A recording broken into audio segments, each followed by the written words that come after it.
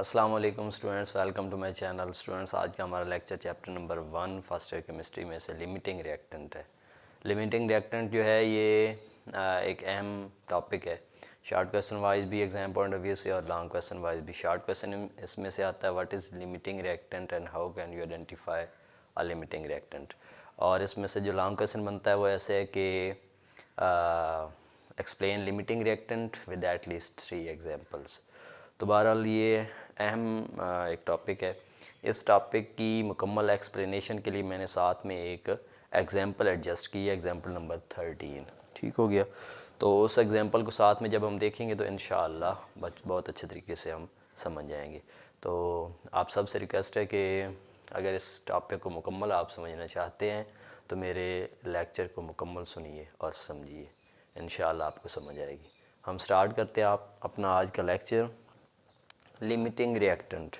Limiting reactant जैसे word से ज़ाहिर है ना, लिमिटिंग, लिमिटेड से यानी कोई एक डिराइव्ड फॉर्म है ये वर्ड। तो लिमिटेड का मतलब मुख्तसर, रोक देने वाला, यानी जिससे कोई चीज़ ब्रेक हो जाए, स्टॉप हो जाए, तो वो लिमिटिंग होती है। तो लिमिटिंग रिएक्टेंट एक ऐसा रिएक्टेंट जो किसी चीज़ के स्टॉप होने का बायस बने, लिमिटिंग रिएक्टेंट कहलाता है। तो यहाँ से लिमिटिंग रिएक्टेंट की डेफिनेशन को समझते हैं। The reactant which controls the amount of product form during a chemical reaction. किसी भी केमिकल रिएक्शन की प्रोसीडिंग के दौरान एक ऐसी चीज़ जो कि प्रोडक्ट की फॉर्मेशन को कंट्रोल कर रही हो, यानी प्रोडक्ट को मज़ीद बनाने से रोक रही हो, वो चीज़ जो है वो लिमिटिंग रिएक्टेंट होती है।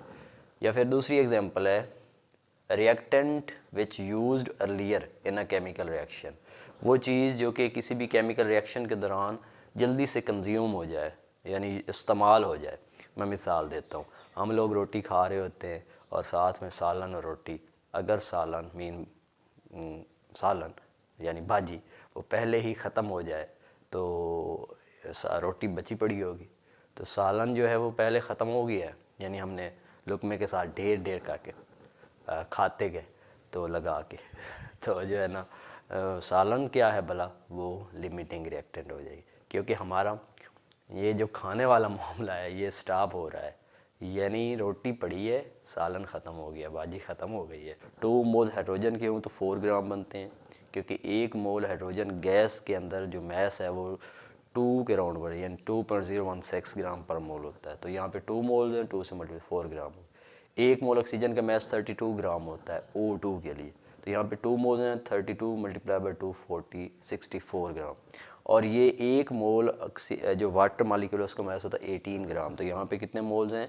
2 मोल्स हैं, 36 ग्राम है। अब यहाँ से हमने ये देखना है the reactant which gives least amount of product called limiting reactant. एक और डेफिनेशन है कि वो ये थर्ड डेफिनेशन बन सकती है। First definition, second definition, third definition. वो रिएक्टेंट जो कि प्रोडक्ट की थोड़ी अमाउंट के फॉर्म होने में रोल प्ले करे, वो चीज़ जो होती है वो लिमिटिंग रिएक्टेंट कहलाती है। कैसे भला? हमारी इस केमिकल इक्वेशन के अंदर बैलेंस केमिकल इक्वेशन जो कि स्टिशियोमेट्रिक अमाउंट में है, यानी बैलेंस करके हमने इसको लिया है। क्वांटिटेटिव इसकी रिलेशनशिप रिएक्टेंट और प्रोडक्ट के माबैन जो हैं वो कैलकुलेटेड फॉर्म की हैं। तो यहाँ पे क्या है भला, अगर हम 2 मोल्स लेते हैं तो ये 64 ग्राम है और ये 4 ग्राम है।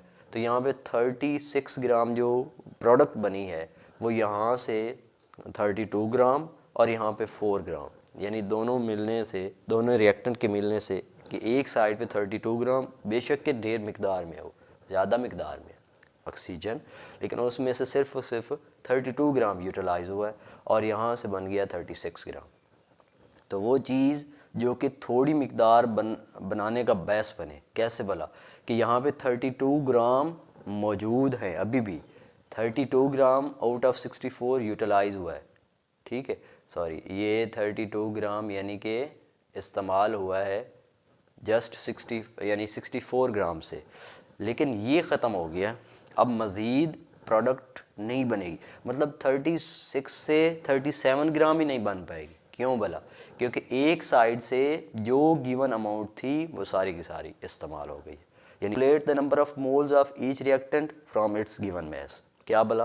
कि जो भी गिवन मैस अमाउंट होगी उसमें से रिएक्टेंट के नंबर ऑफ मोल्स को फाइंड करें। कैसे बोला, 4 ग्राम हमने देखा तो 4 ग्राम जो है उसको डिवाइड करेंगे, 1 मोल हाइड्रोजन का कितना मैस होता है 2 ग्राम, तो डिवाइड करके इसके मोल्स कितने आ गए 2। जैसे कि कैसे बोला, मोल्स कैलकुलेट करने का फार्मूला क्या होता है बोला, N is equal to given mass small m over molar mass capital M। ठीक है, तो स्मॉल m की जगह पे हमने क्या लिखा 4 ग्राम, कैपिटल M की जगह पे हम molecular mass molar mass put करेंगे, और वो हाइड्रोजन का कितना आता है 2, तो यहाँ से 2 मोल्स आ गए। उसके बाद यहाँ पे गिवन मैस कितना है 64 ग्राम, लेट्स सपोज, तो मोलर मैस कितना होता है 32, 64/32 कितना आएगा आंसर 2 मोल। ठीक है, तो सबसे पहले हमने क्या किया कि गिवन मोल्स मालूम कर लिए from given mass of the reactant. अच्छा, उसके बाद दूसरा पॉइंट है by balance chemical equation find out the number of moles of product expected to produce from each reactant. यानी अब जबकि रिएक्टेंट के नंबर ऑफ मोल्स हमें मालूम हों तो प्रोडक्ट के नंबर ऑफ मोल्स हमने कैलकुलेट करने हैं। कैसे कैलकुलेट करने हैं, बैलेंस केमिकल इक्वेशन में कंपैरिजन बेसिस मेथड्स को इस्तेमाल करते हुए। ठीक है, यानी हम देखेंगे हाइड्रोजन से कितने मोल्स वाटर के प्रोड्यूस हो सकते हैं मुमकिन एक्सपेक्टेड, और ऑक्सीजन के कितने मोल से कितने वाटर मॉलिक्यूल प्रोड्यूस हो सकते हैं। चलो इस बात को आगे हम अपनी एग्जांपल में एक्सप्लेन करते हैं। नंबर 3 पॉइंट है reactant which give least amount of product is limiting reactant. वो रिएक्टेंट जो कि प्रोडक्ट की थोड़ी अमाउंट को प्रोड्यूस करने का सबब बन रही हो, वही लिमिटिंग रिएक्टेंट कहलाएगी। अच्छा, इसके बाद एग्जांपल नंबर 13 है, क्या बोला, NH3 can be prepared by heating solids. कौन से 2 सॉलिड्स हैं, NH4Cl and calcium hydroxide. Ammonium chloride और कैल्शियम हाइड्रोक्साइड दोनों सॉलिड्स हैं, दोनों को हीट किया जा रहा है और वहाँ से बन रही है NH3 product. If mixture containing 100 gram of each solid, अगर वो जो मिक्सचर है उसके अंदर हर एक सॉलिड लाइक अमोनियम क्लोराइड और कैल्शियम हाइड्रोक्साइड दोनों 100 ग्राम में लिए गए हैं, तो पहला पॉइंट है calculate the number of grams of NH3 form. क्या बोला कि ये जो NH3 है इसके कितने नंबर ऑफ ग्राम्स का मतलब हो सकता है कि मसलन नंबर ऑफ मोल या amount in gram of NH3, यानी जो NH3 की जो अमाउंट पैदा हुई है प्रोड्यूस हुई है उसको आप कैलकुलेट करो। दूसरी बात, calculate excess amount of reagent left behind या लेफ्ट अनरिएक्टेड, यानी जो मटेरियल ज़्यादा मिकदार में लिया गया है उसकी बकाया कितनी मिकदार बच चुकी है उसको भी calculate. Wording given mass of calcium hydroxide will B 100 ग्राम। पहला रूल क्या कहता है, पहला रूल कहता है कि जो गिवन मैस होता है रिएक्टेंट का उससे उसके नंबर ऑफ उस रिएक्टेंट के नंबर ऑफ मोल्स को फाइंड कर लो। अब ये वाला रूल जो हमने पहले पढ़ा है उसी को यहाँ पे अप्लाई किया गया है। क्या बोला, पहला रूल लिमिटिंग रिएक्टेंट के आइडेंटिफिकेशन का क्या होता है, calculate the number of moles of each reactant from its given mass. तो हमने हर एक जो रिएक्टेंट है उसके गिवन मैस से उसके मोल्स कैलकुलेट करनी है। पहले हम स्टिशियोमेट्रिकल जो बैलेंस केमिकल इक्वेशन है उसको दर्ज करेंगे, ये लाजमी आपने दर्ज करनी होती है। कैसे बोला कि यहाँ पे NH4Cl है, कैल्शियम हाइड्रोक्साइड रिएक्टेंट है, रिएक्ट करके कैल्शियम क्लोराइड बना रहे हैं और अमोनिया और H2O। अच्छा, अब हमने इसको बैलेंस करना है। क्यों बैलेंस करना है कि हम यहाँ पे प्रोडक्ट देख रहे हैं CaCl2, यानी क्लोरीन एटम्स जो हैं तादाद में 2 हैं, तो यहाँ पे शुरू में 2 लगाने होंगे। ठीक है, 2NH4Cl, तो ये जो 2 अमाउंट है यानी हाइपोथेटिकल मोल्स कोफिशिएंट जो हमने लगाए हैं उसमें क्लोरीन की तादाद 2 ज़ाहिर हो रही है। ठीक है, इसके बाद नेक्स्ट जो है वो नाइट्रोजन NH3 है, यहाँ पे 2NH3 एक ओवरऑल बात की जाए तो 2NH3 मतलब एक हाइड्रोजन यहाँ से कम हो जाएगा, तो एक हाइड्रोजन इधर से कम हुआ तो यहाँ से 2 हाइड्रोजन हो गए और इधर वाली साइड से भी 2 हाइड्रोजन है, 2H2O, यहाँ पे तादाद 2 है तो बैलेंस हो गया। ठीक है, कैल्शियम 1 था तो यहाँ पे भी 1 है।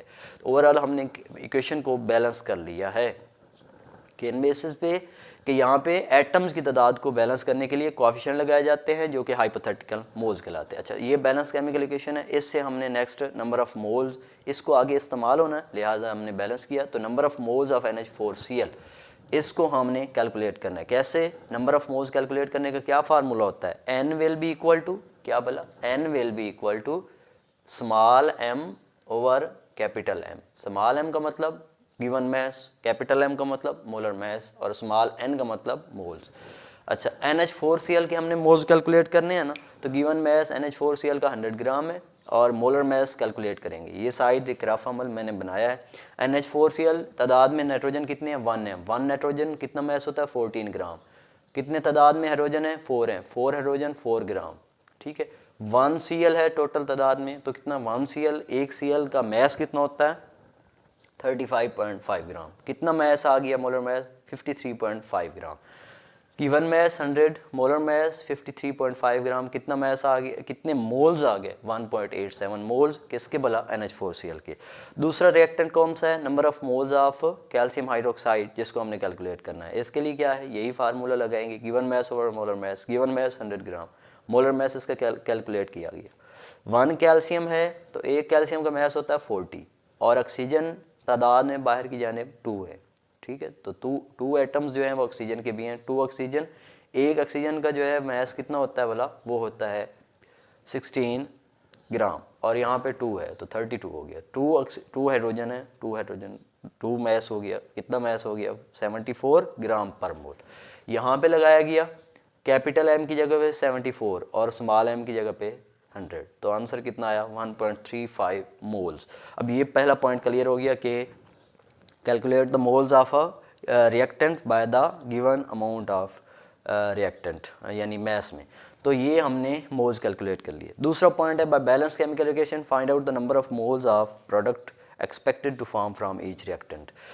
हर एक रिएक्टेंट की अमाउंट को या कंपेयर करते हुए हम देखें कि प्रोडक्ट कितना बन सकता है, ठीक है। और हमने फाइनली पहुंचना है कि वो वाला फिर लास्ट पॉइंट हम उसमें मिलाएंगे। कंपेयर NH4Cl विद NH3, यानी NH4Cl की अमाउंट को NH3 के अमाउंट के साथ कंपेयर करो। देखो कि कितने मोल्स इसके इस्तेमाल हो के कितने मोल्स इसके बनते हैं। कंपेयर यानी NH4Cl and NH3, 2 moles, 2 hypothetical moles अगर अमोनियम क्लोराइड के हों तो 2 हाइपोथेटिकल मोल्स ही अमोनिया के बनते हैं, ठीक है। और अगर 1 होगा तो फिर 1 ही बनेगा, प्रॉपर उसके दरमियान रेशियो है। अगर 1.87 मोल्स इसके इस्तेमाल हो जाएं, अमोनियम क्लोराइड के जो कि गिवन मोल्स हैं वो इस्तेमाल हो जाएं, तो कितने मोल्स बन जाएंगे, क्योंकि ऊपर रेशो है मुतनासिब यानी बराबरी की सिचुएशन आ रही है कि 2 मोल्स होते हैं तो 2 मोल ही बनते हैं, 1 मोल होंगे तो 1 मोल ही बनेंगे। हाइपोथेटिकल रेशियो कंपेयर की, फिर यूनिटी वाली बात मैथमेटिकल स्टेप्स के अकॉर्डिंग्स। फिर हमने एक्चुअल मोल्स को कंपेयर किया तो एक्चुअल मोल्स जितने इस्तेमाल हो जाते हैं अमोनियम क्लोराइड के उतने ही 7 मोल्स बन जाते हैं। तो इन 1.87 मोल्स जो कि अमोनियम क्लोराइड से अमोनिया के बन सकते हैं उनका मैस कितना होता है। Produce mass of NH3 from NH4Cl कैसे मालूम किया जा सकता है। मैंने आपको बताया कि प्रोड्यूस मैस या गिवन मैस M से ज़ाहिर किया जाता है। नंबर ऑफ मोल्स मालूम हो, मोलर मैस का पता हो, इसको इसके साथ मल्टीप्लाई करने से प्रोड्यूस मैस मालूम किया जा सकता है। Mass will be equal to number of mole multiply by molar mass. Number of moles अभी पता चल चुके हैं इसके कि इतने अमोनियम क्लोराइड से बन सकते हैं। 1.87 क्रॉस मोलर मैस 17, कितना आंसर आया, 31.97 ग्राम। ये ग्राम वैल्यू है अमोनिया की जो कि बन सकती है अमोनियम क्लोराइड से। अच्छा, नेक्स्ट कंपेयर करें कैल्शियम हाइड्रोक्साइड को अमोनिया के साथ। कैल्शियम हाइड्रोक्साइड के हाइपोथेटिकल मोल्स 1 यहाँ पे इस्तेमाल हो रहे हैं, जो कि दिखाए नहीं देते यानी लिखे नहीं गए, वैसे होता है 1 कैल्शियम हाइड्रोक्साइड मोल इस्तेमाल हो हाइपोथेटिकल तो 2 मोल्स अमोनिया के बनते हैं। और अगर 1 होगा तो 2/1 जो यूनिटी रिलेशन है। और अगर 1.37 कैल्शियम हाइड्रोक्साइड के मोल्स इस्तेमाल होते हैं, ये वाले मोल्स जो कि 100 ग्राम में मतलब मौजूद होते हैं, तो कितने मोल्स बन सकेंगे, बनेंगे किसके भला, अमोनिया के। तो वो 2.2 को इससे मल्टीप्लाई करें 2.70 मोल्स। मतलब क्या हुआ कि ये वाली चीज़ ज़्यादा जो है वो मोल्स क्रिएट कर सकती है बनिस्बत NH4Cl के। तो इस 2.70 मोल्स में अमोनिया के कितने ग्राम्स बन सकते हैं। Produce mass of NH3 from calcium hydroxide, वही फार्मूला लगाएंगे, मैस इस NH3 के ये वाले जो मोल्स हैं इनमें कितना मैस जो है वो बर्थ हो सकता है, प्रोड्यूस हो सकता है। तो यानी ये मोल्स की जगह पे 2.70 multiply by molar mess 17 multiply किया तो 45.9 ग्राम मैस आया। यानी ज़्यादा से ज़्यादा अमाउंट कैल्शियम हाइड्रोक्साइड से बन सकती है और थोड़ी से थोड़ी अमाउंट जो है वो अमोनियम क्लोराइड से बन सकती है। तो hence less amount of NH3 produce from NH4Cl, यानी कम से कम मिकदार जो है वो अमोनियम क्लोराइड से ही मुमकिन तौर पे बनती है, लिहाजा NH4Cl is a limiting reactant. तो NH4Cl जो है वो लिमिटिंग रिएक्टेंट है। यहाँ तक हमने उन रूल्स को अप्लाई किया और हमने आइडेंटिफाई कर लिया कि सबसे कम मिकदार पैदा होने वाली प्रोडक्ट अमोनिया की वो NH4Cl से है, लिहाजा NH4Cl is such type of reactant which used earlier, यानी एक ऐसा रिएक्टेंट है जो कि पहले ही ख़त्म हो जाता है, क्योंकि उसकी तमाम की तमाम मिकदार जो है 100 ग्राम की या 1.87 मोल्स की वो इस्तेमाल हो जाती है और यानी थोड़ी मिकदार में प्रोडक्ट बनती है। जबकि कैल्शियम हाइड्रोक्साइड एक ऐसी चीज़ है जो कि जब मुकम्मल तौर पे इस्तेमाल होगी तो ज़्यादा से ज़्यादा, तो यानी Leeson amount of product produce करने में किस चीज़ का रोल है? अमोनियम क्लोराइड का रोल है। लिहाजा अमोनियम क्लोराइड इस प्रॉब्लम के अंदर क्या है भला? लिमिटिंग मटेरियल है।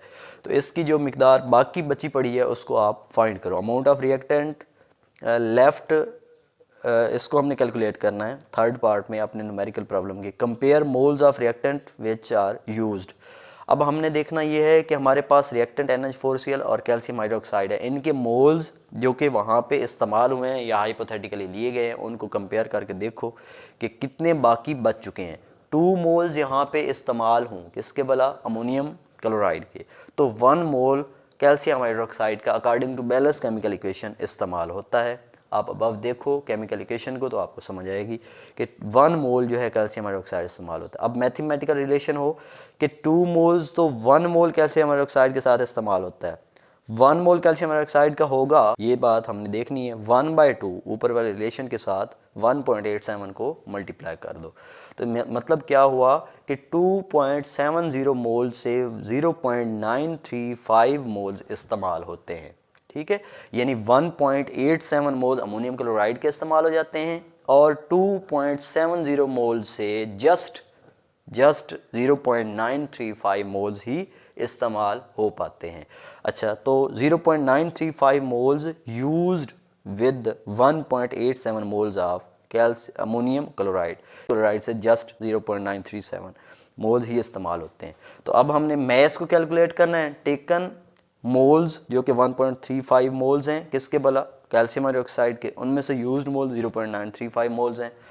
अब मोल्स लेफ्ट बिहाइंड, टोटल जो अमाउंट है उसमें से यूज्ड अमाउंट को माइनस कर लो तो ये बाकी बच जाने वाली मोल्स की अमाउंट होगी 0.5415 मोल्स। अब इनके अंदर मैस कैसे कैलकुलेट किया जा सकता है? वो आसान सा फार्मूला है जो हमने बनाया है, moles is equal to given mass और मोलर मैस।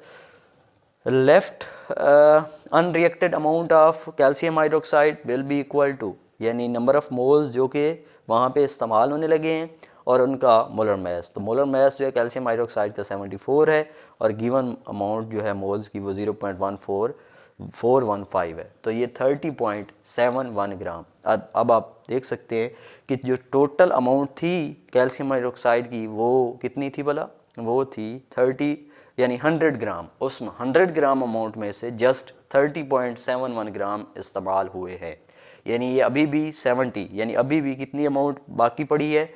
69.19, ठीक है, 19 या 69.9 ग्राम अब भी मौजूद है रिएक्टेंट। नेक्स्ट लेक्चर के साथ मुलाकात होगी, तब तक अल्लाह हाफ़िज़ नासिर।